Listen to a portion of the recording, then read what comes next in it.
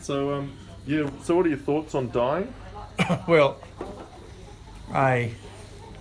it's going to happen to everyone, but eventually it happens to you. Yeah. And that's the worst part about it. And if you look at the paper today, on the Herald on Saturdays, it doesn't matter whether you're 107 or 27. That's right. It That's sort right. of gets you. And the point is that we find it very hard to rationalise that because cavemen, the Neanderthal man, was dying and they had knowledge of death. Yeah. Even then, so in World War One, where you just put your head over the parapet and the next thing you're dead. Yeah. So, or you get hanged, or I've been thinking about, there's been a lot of programs on about Henry VIII and chopping people's heads off and so on. And I don't think there's any relationship between hurting. It's a pretty childish thing, hurting and not hurting. Hurting. Hurting. H-U-R-T-I-N-G. You mean physically or emotionally? No, physically. Oh, physically. Yeah, physically. Yeah, I don't think there's so much you can do about it. And but as far as an afterlife,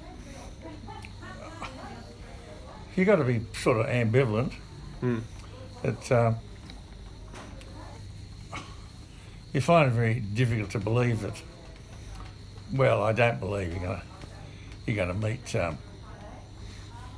Meet your parents. Or something? parents and all that sort of stuff. No, Yeah.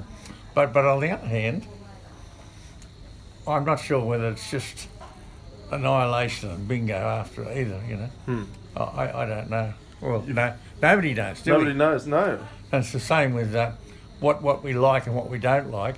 Everyone would think that Hitler shot himself, and that was it was worse off than the soldiers who got shot in the battle. I mean, because everyone likes to think that bad people suffer, good people don't suffer. And that's tends to be the opposite.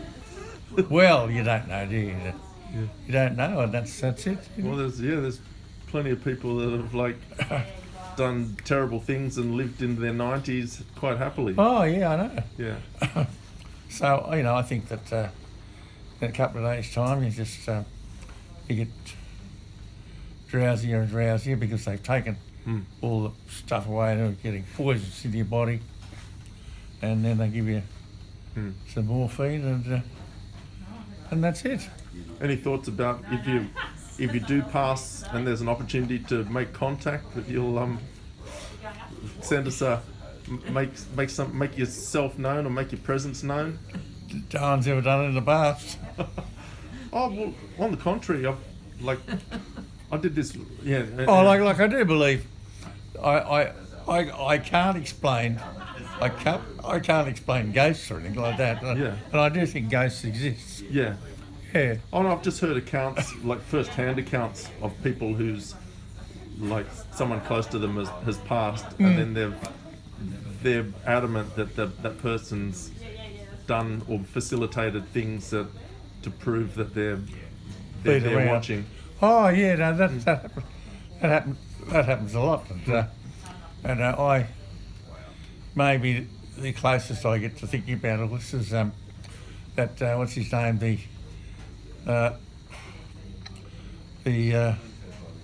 scientist, the cosmos. He's also a musician too. Professor. Oh, I was thinking of the guy that ended up in the wheelchair and. No, that's Stephen Hawking. Stephen Hawkins, yeah. No, this is the one that's very much today trying to. He, like Hawkins, is trying to make some sense of the universe. You know. Yeah. Brian Cox.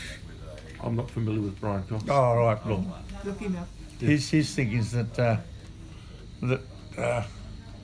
there has to be an explanation for the whole universe. Yeah. And maybe when we do die, we just become specks within the universe. Yeah. Because the universe is infinite, Yeah. and so you can fit as many people as you like, because we just think in finite terms. You Yeah, know? well, that's true as well. Yeah. That's very it's very much based on like our physical habitat. Yeah, and how yeah. we sort of. But view on the our- other hand, I do believe in saints and people that could intercede for you, if there is a God, or you know, I find it hard to believe, like Sharon's Pentecostal Yeah. death. She won yesterday. She had a put me praying over me and hold her. Yeah.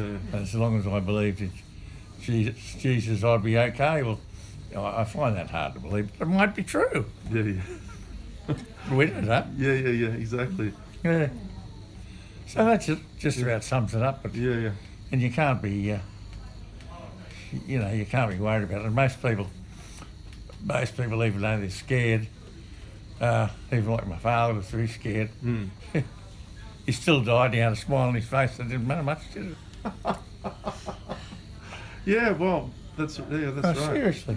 Yeah. Well, there's I've listened to people talking about like astral traveling. Yeah. So I mean, it's one of those things. It's like, how seriously do you take it? And like, I listened to this guy who had the facility to do astral traveling, and he talked about there being whole No.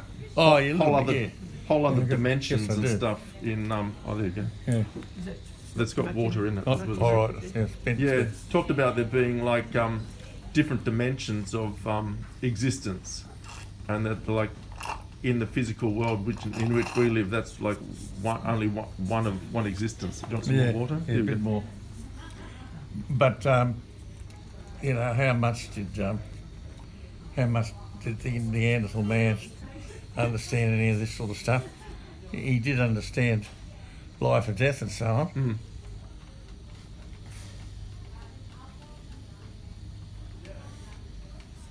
I think so. But, yeah. Oh, I'll leave it. We'll leave it there. Yeah, righto.